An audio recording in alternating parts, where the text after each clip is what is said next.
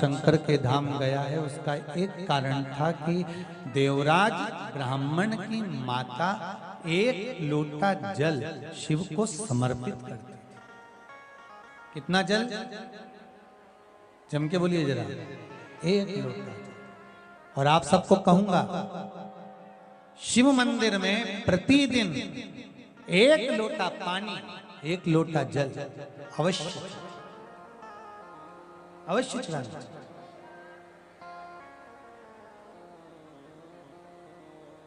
एक लोटा पानी भगवान शंकर को अवश्य चाहिए। क्या होता है? 3 दोष समाप्त होते हैं एक लोटा पानी शिव जी को चढ़ाने से। 3 दोष। पहला पितृदोष, दूसरा वास्तु दोष और तीसरा कालसर्प दोष। जब हम घर में से जल लेकर जाते हैं तो हमारे घर का पानी जब जाता है तो घर का जो वास्तु केंद्र होता है वो रसोई घर होता है। रसोई घर में से जल ले जाकर शिव जी को चढ़ाते हैं तो उससे वास्तु दोष समाप्त होता है। दूसरे नंबर पर है पितृदोष। घर का जो मटका होता है, परिंदा होता है, हंडा होता है, वो पितरों का स्थान होता है। उस पितरों के स्थान पर जो जल भरा होता है उसमें से अगर भाग भगवान शिव को चढ़ाया जाए तो पितरों का देवता आर्यमान भगवान शंकर के कहने पर चलता है। इसलिए वो भाग जब शिव को प्राप्त होता है तो आर्यमा संतुष्ट होकर पितरों को भी फल प्रदान करता है। तीसरे नंबर पर कालसर्प दोष। भगवान शंकर को एक लोटा पानी अगर चढ़ा रहे हो, भगवान शिव पर एक लोटा पात्र जल का अगर चढ़ा रहे हो तो आपका कालसर्प दोष समाप्त। कालसर्प दोष होता कैसे? शंकर भगवान का चढ़ा हुआ जल तुलसी जी में चढ़ाने से पत्रिका में कालसर्प दोष हो जाता है। जैसे माँ जो होती है ना, घर की जो माँ होती है, अगर गर्भ में बच्चा है, गर्भ में संतान है, और वो शिव जी पर अगर एक लोटा पानी जैसे शंकर जी पर जल चढ़ाया, थाली में सारे भगवान को नेला। इसलिए शिव महापुराण की कथा कहती है सारे देवताओं को भले एक ही थाली में स्नान करा लो, एक ही पात्र में स्नान करा लो, पर देवाधिदेव महादेव को एक छोटे से पात्र में अलग से स्नान करा लेना चाहिए, अलग से।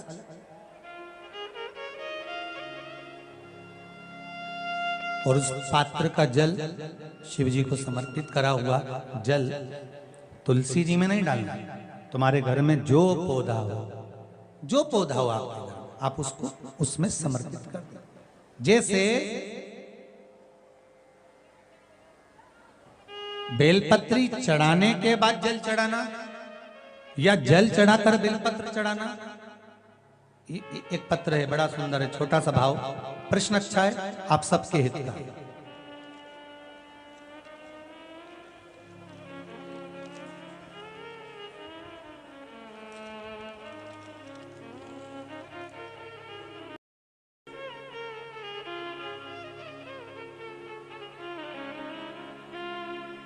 अरुणा जी अग्रवाल जयपुर, झरना जी अग्रवाल जयपुर राजस्थान से इन्होंने प्रश्न किया है, गुरुदेव दूध, कच्चा दूध केवल शिवलिंग पे चढ़ाना चाहिए या पूरे शिव परिवार पे चढ़ाना चाहिए? प्रश्न अच्छा है। और शिव महापुराण की कथा, रुद्राक्ष उत्सव चल रहा है तो आप उसको समझें। दूध केवल शिवलिंग पे चढ़ाना चाहिए या जो शिवलिंग के आसपास में सभी परिवार विराजमान होता है उस पे भी चढ़ाना चाहिए? अगर लिंग पुराण आप उठाकर देखेंगे तो लिंग पुराण में एक बड़ा सुंदर संवाद आता है जिसमें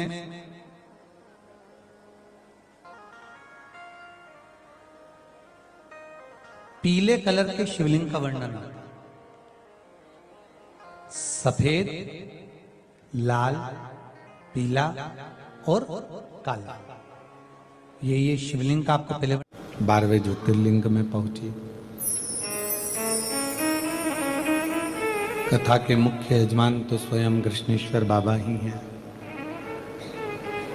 और उन्हीं की कृपा से सुलभा सोपान दत्तात्रेय जी नारखेड़े परिवार मुख्य यजमान कथा के बने और कृष्णेश्वर बाबा की ही कृपा से ज्योति श्री राजेंद्र आनंदराव पाटिल जी कथा के मुख्य यजमान बने।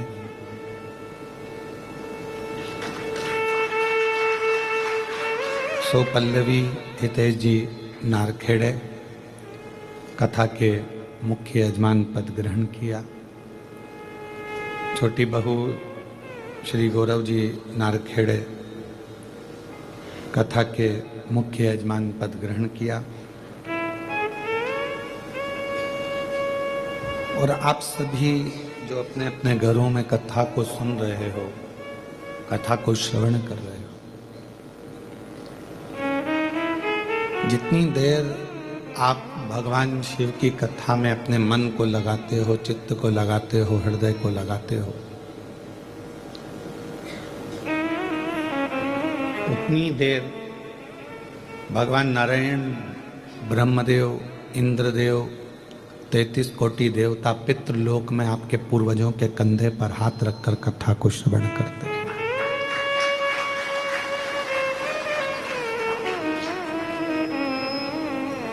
केवल कथा वो नहीं है कि तुमने सुनी, इस कान से निकाल दी, इस कान से, और बाकी का वो क्रम जो धारण करा वो छोड़ दिया।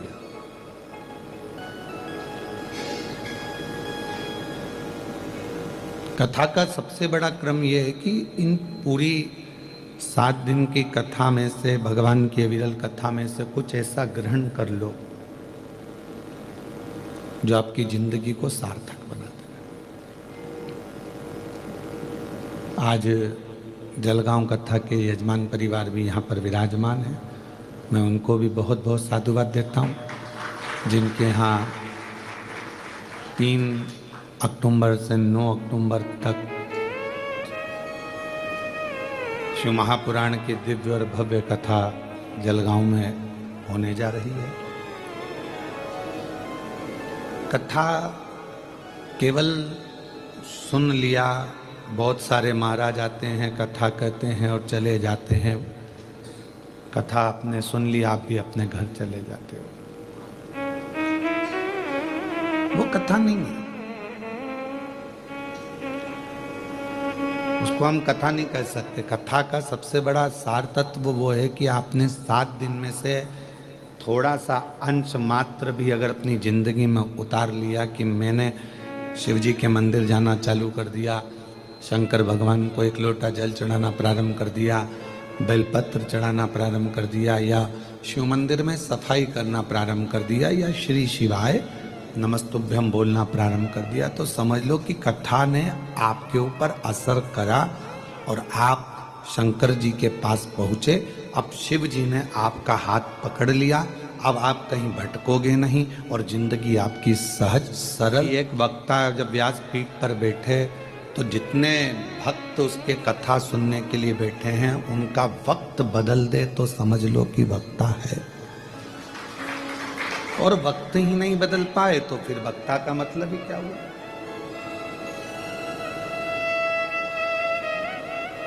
आप अपना स्वभाव, अपना चित्त, अपनी वृत्ति, अपना मन थोड़ा सा बदलेंगे, थोड़ा शिव की ओर लेकर जाएंगे तो वक्ता को भी अच्छा लगेगा।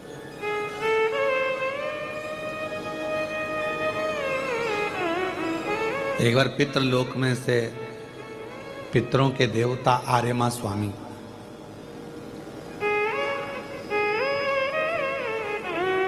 सभी जगह गए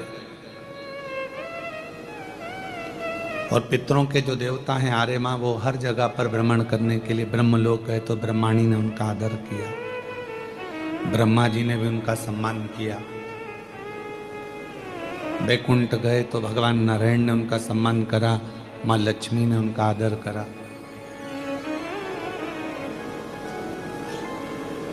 इंद्र लोग गए तो इंद्र जी ने उनका सम्मान करा, आदर करा, इंद्राणी ने सम्मान दिया। खूब पकवान बनाए, उनको खिलाए।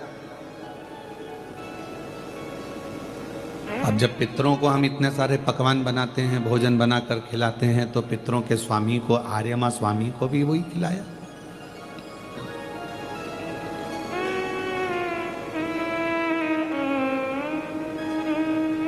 भगवान विष्णु के यहाँ भी लक्ष्मी जी ने बहुत मोतीचूर के लड्डू बनवाए और वो भी आर्यमा स्वामी को खूब खिलाए। ब्रह्मा जी के यहाँ ब्रह्माणी जी ने भी आर्यमा स्वामी के लिए खूब व्यवस्था करी। देवता है। अब पितृलोक से आज आर्यमा स्वामी ने विचार करा कि अभी तक मैं सब दूर होकर आया हूं, केवल देवाधिदेव महादेव के यहाँ नहीं पहुंचा, शिव जी के यहाँ जाना चाहिए। और पितरों के स्वामी आर्यमा भ्रमण करते करते करते करते कैलाश पर्वत पर पहुंच गए। कैलाश पर जैसे ही आर्यमा स्वामी पहुंचे तो भगवान श्री गणेश जी से उनका मिलना हुआ। गणेश जी खेल रहे थे, अपने आनंद में बैठे हुए थे। अब आर्यमा स्वामी ने गणेश जी से पूछा कि आपके पिताजी कहाँ हैं? भगवान श्री गणेश जी महाराज ने समझाते हुए कहा कि वो तो माँ जगत जननी मेरी माता के साथ में, पार्वती जी के साथ में भ्रमण पर गए और कहीं ना कहीं सत्संग में लगे होंगे।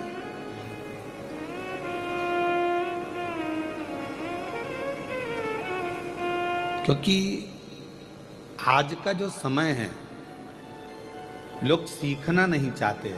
आज के समय में आप जितनी बात व्यासपीठ से दुनिया के लोगों को समझाते हो, उतना अपने ऊपर भी अमल करो।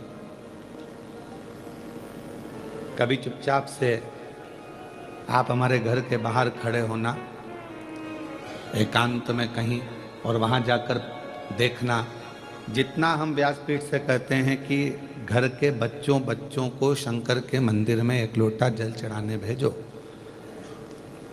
तो आपको केवल हमने हमारी व्यासपीठ से कहा और हमारे घर के लोग ना करें, ये बात नहीं हो सकती। जो व्यासपीठ से कहा जाता है, सबसे पहले हमारा परिवार उसको फॉलो करता है और मंदिर जाना प्रारंभ करता है। हमारे घर के चाहे राघव जी हों, माधव जी हों, छोटे भाई की बेटी बिट्टो हो, ये सब, चाहे बड़े भैया का पुत्र हो शिवम, सब मंदिर जाते हैं। बड़े भाभी होंगे, छोटी बहू होगी, भांजा बहू होगी, धर्म पत्नी होगी, सब मंदिर जाते हैं। पास में जो मंदिर है वहां जाकर एक लोटा जल चढ़ाएंगे, बाबा का श्रृंगार, झाड़ू पोछा सब कर कर।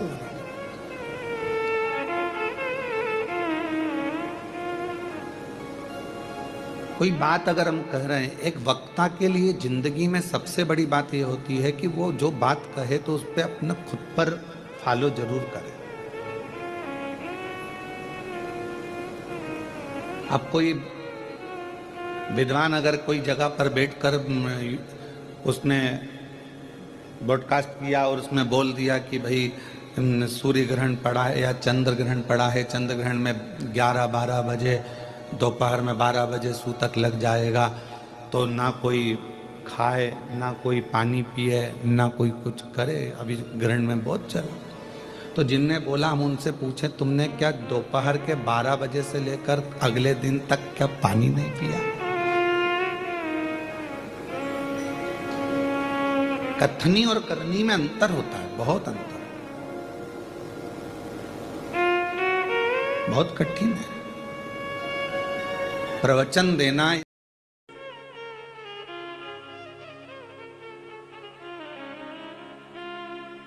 अरुणा जी अग्रवाल जयपुर, झरना जी अग्रवाल जयपुर राजस्थान से इन्होंने प्रश्न किया है। गुरुदेव, दूध, कच्चा दूध केवल शिवलिंग पे चढ़ाना चाहिए या पूरे शिव परिवार पे चढ़ाना चाहिए? प्रश्न अच्छा है।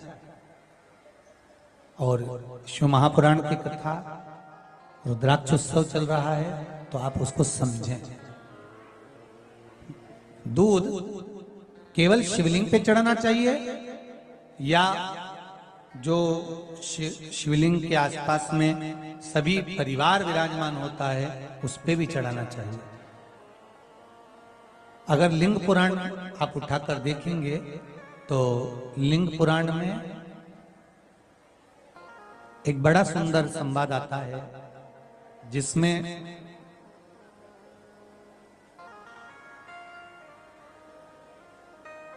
पीले कलर के शिवलिंग का वर्णन आता है।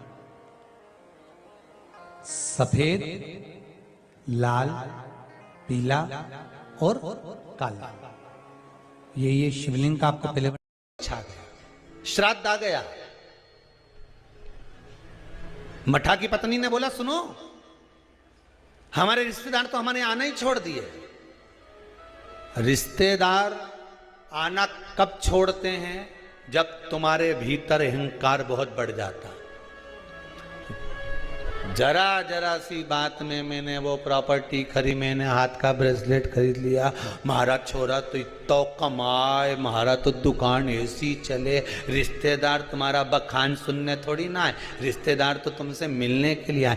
दिल से मिलो, ये बखान दूसरी जगह करना। फिर अगर कहीं का बखान कर दे, वही वाली बात आ गई, हमने तो इतना मकान, हमारा ऐसा मकान, चीटी कह दे मेरे तेरे मकान में खूब घूमने, तू मेरे मकान में घूम के बता। फिर वही वाली बात आ गई कि नहीं आ गई? तो घूम के बता दो फिर उस मकान में।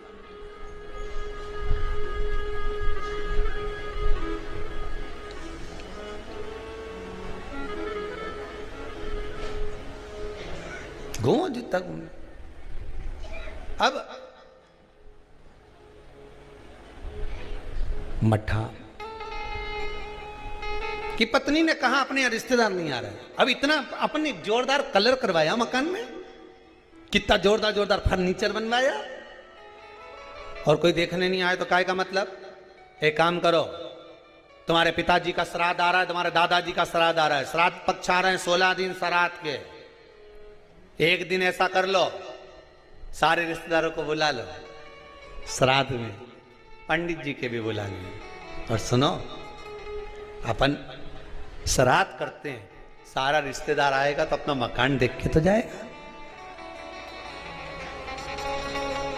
श्राद्ध करा, ठीक है, खीर बनवाई, पूड़ी बनवाई, सब बनवाया।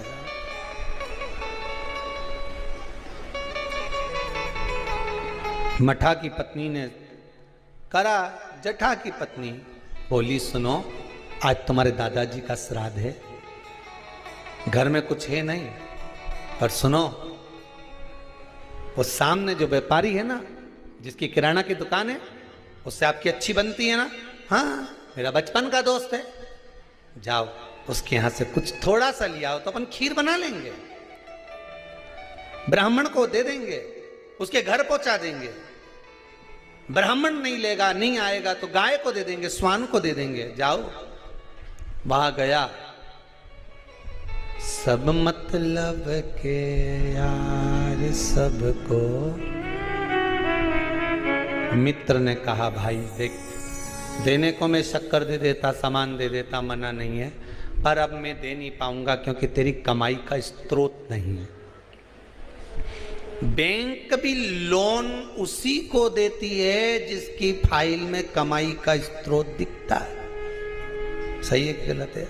लोन लेने वाले जानते हैं, तुम्हारी कमाई देखेगी पहले बैंक, वहां से कितना आ रहा है, कमाई कितनी हो रही है, सर्विस में कितना मिल रहा है, उसमें ये कटवा देगा। बैंक लोन तब देती है जब तुम्हारी कमाई का स्रोत दिखता है। दुनिया के लोग आपको जब तक देते हैं जब तक तुम्हारी कमाई का स्रोत दिखता है, पर महादेव तुम्हारी कमाई का स्रोत नहीं देखता, महादेव तुम्हारी भक्ति का स्रोत देखता है। तो भजन कितना करता है, महादेव तुम्हारी कमाई के स्रोत देखकर नहीं देगा, महादेव भजन देख कर देगा कि तू भजन कितना करता है। तो कितना शंकर की कथा सुनता है, शिव महापुराण पर कितना विश्वास है तेरे को, शिव महापुराण की कथा में जो शब्द निकलते हैं उस पर कितना विश्वास है, महादेव ये देख कर देगा।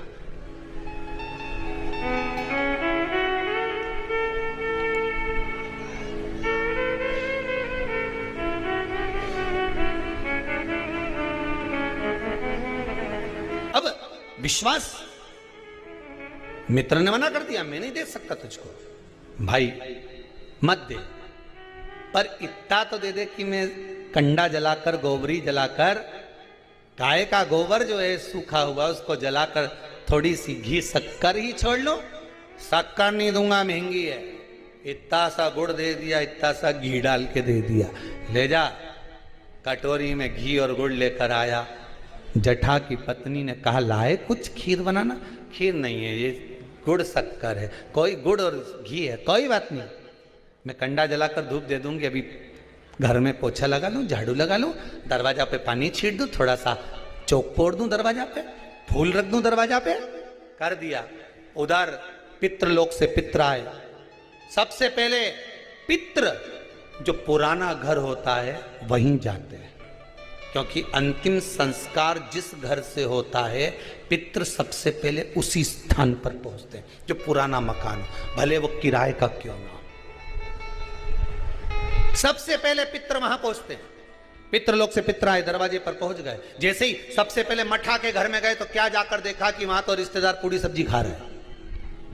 सारे के सारे रिश्तेदार चकाचक भोजन कर रहे।